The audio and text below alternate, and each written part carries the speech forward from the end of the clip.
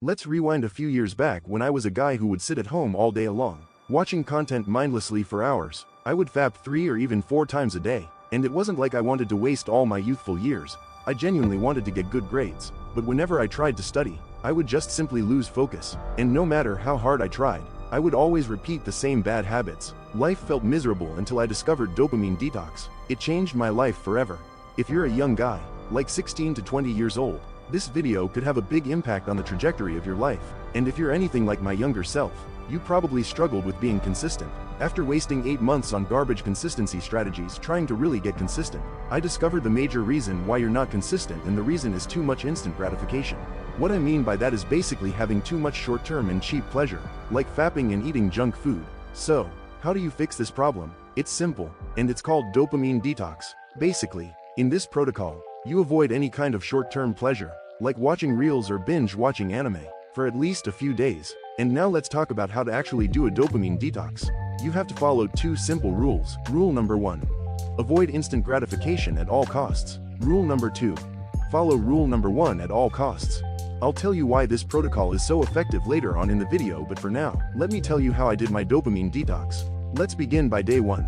Alright, let me tell you, the first day of a dopamine detox is no joke. If you've been consuming endless content or watching porn every day, your brain is wired to crave that constant stimulation. So when you cut it off, it's like pulling the plug on something your mind has been hooked on for ages.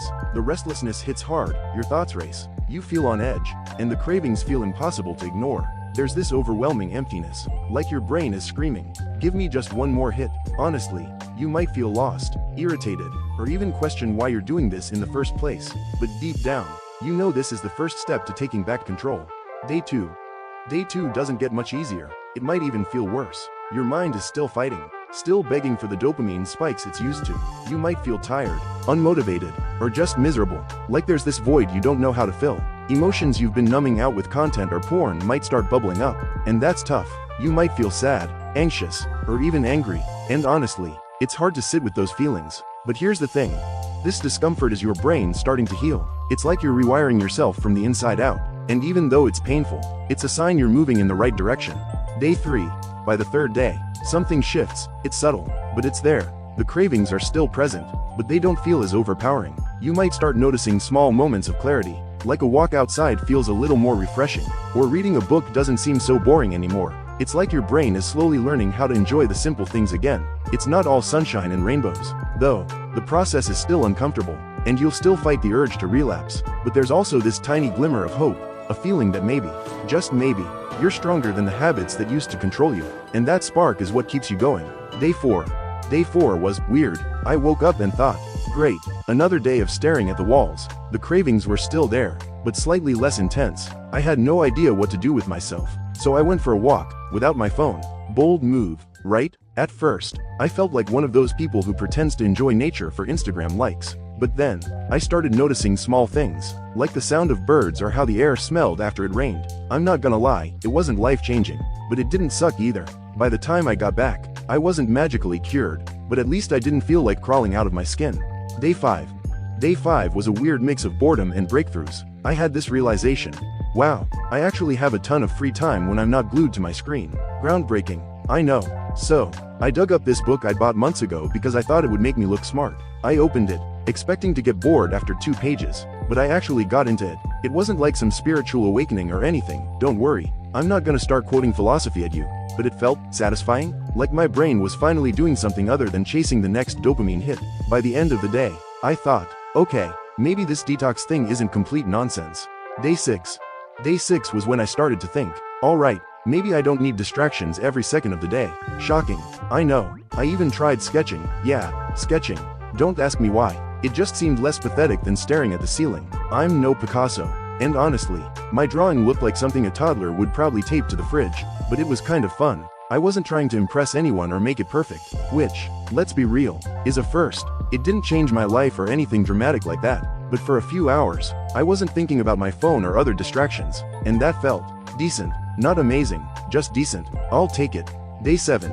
Day 7 was surprisingly normal. I wasn't expecting fireworks or anything, but I also didn't expect to feel this okay about the whole thing.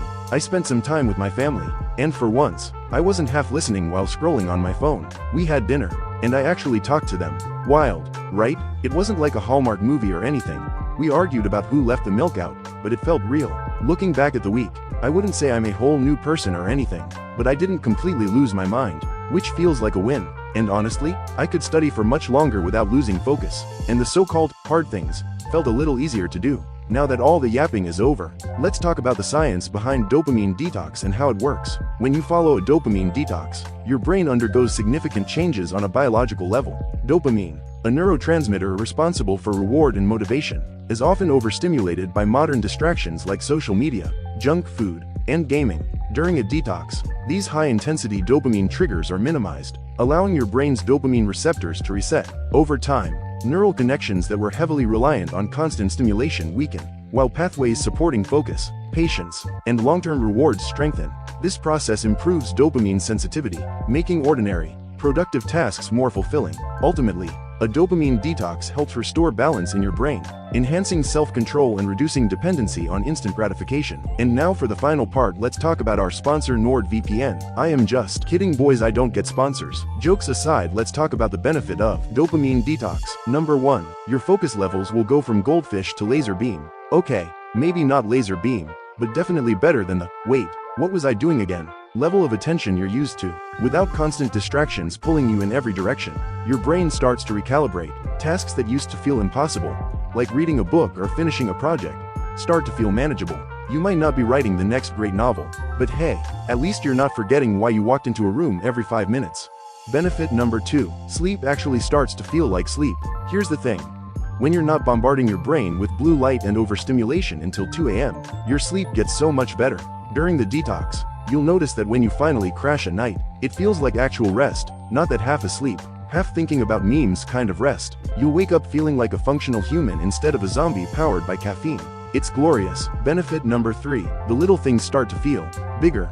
This might sound cheesy, but when you're not drowning in constant stimulation, you start noticing the small stuff, like how good your coffee smells in the morning or how nice it feels to sit outside for a bit. Those moments that used to fly under the radar actually feel meaningful now. You're not constantly thinking, what's next? You're just there. And honestly, that's kind of amazing, and that's basically all the major benefits I noticed. And dude, these kind of videos takes hours to make. Like this video took me around 45 hours to make. So dude, just subscribe and be a good citizen to society. And if you want to know how to manage your time as a student and you're struggling to juggle multiple things like business, studies, and the gym, then watch the video that is being displayed on the screen.